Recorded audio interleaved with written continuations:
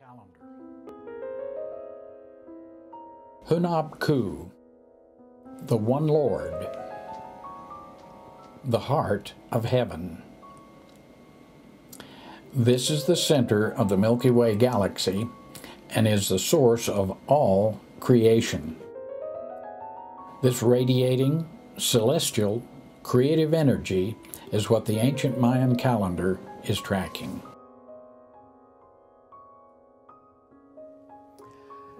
Let's talk now about the center of our Milky Way galaxy. It's known as Hunab-Ku in the Mayan culture.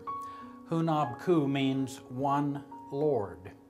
It is the Lord, the God, the source of creation. That's the core of the Milky Way galaxy. It is known in the culture as the one giver of both movement and measure. It's also known as the source of both energy and boundaries. The positive energy kicking outward through radiation and the spinning motion, and the negative boundaries are in the form of gravity and magnetism that hold back, restrict, limit, and rather stabilize things. This functioning in the center of our galaxy is actually a gigantic recycling center. It is recycling spent energy that has previously been blasted outward, and it is now weakened and being now pulled back by the forces of gravity. That force is the black hole. The scientists call it the dark rift.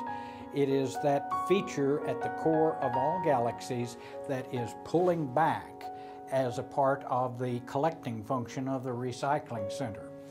It is transmuted and then blasted outward again in the form of new stars and the matter in those stars, as well as the tiny, tiny subatomic particles called photons of light. So there is the recycling function. It is a pulling back and collecting and a dispensing or radiating outward. If we look now at the term the galactic butterfly, and you see that on your screen, it has a black part of the symbol and a white part, that representing the dark night and the light day, the day and the night that we will speak of in the Mayan calendar. It represents the male and the female energy. Notice this polarized quality here of that diagram of the black and the white represents the positive energy and the negative boundaries or limitations. Psalms 82 verse 6, I have said, ye are gods. That means us today. Are gods. Are is a present tense verb, not a futuristic thing.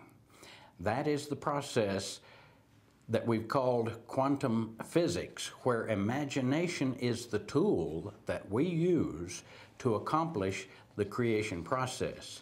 And we are soon, in the realm of the 2012 shift, to co-participate again in the creation of the new various religions and the cultures throughout history on the planet Earth.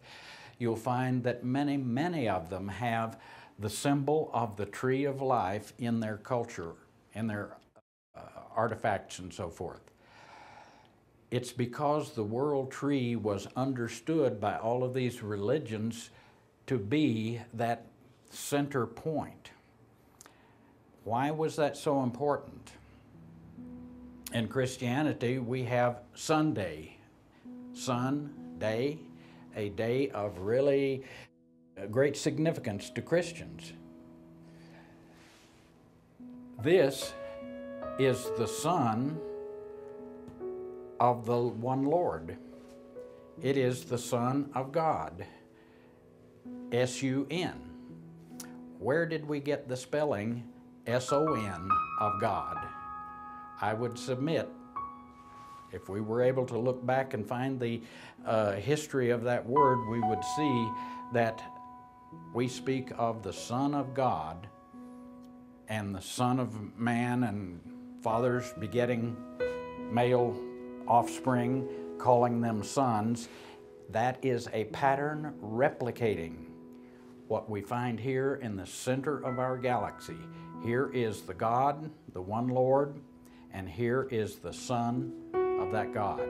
It is one of those sons that has been created and spun out and sent out from home into the spiraling picture of the galaxy. And notice, in this particular point in time, 2012 AD, this Son of God is in direct alignment with the center, the heart of the galaxy. The Father and the Son are in alignment. We are on the earth riding around the sun at that same point in time. When we are in alignment, by choice, when we are in alignment with the mind or the consciousness of the Son of God and the consciousness of God the Father, or the one Lord, that is the alignment. That is the atonement. That is the oneness that Jesus was talking about. This is the alignment, the oneness, where we are all bathed in the totality of light in a concentrated way in that particular point of alignment. That is why the cross is so significant. That is why when we think of Jesus being crucified on the cross, why was he to die on a cross? It was no accident. That cross was to indicate that here was Jesus stretched forth in his body, and his heart chakra, was immediately behind where those two wood beams were crossing. That is a metaphor for this. It's the alignment of our hearts with this crossing behavior that may appear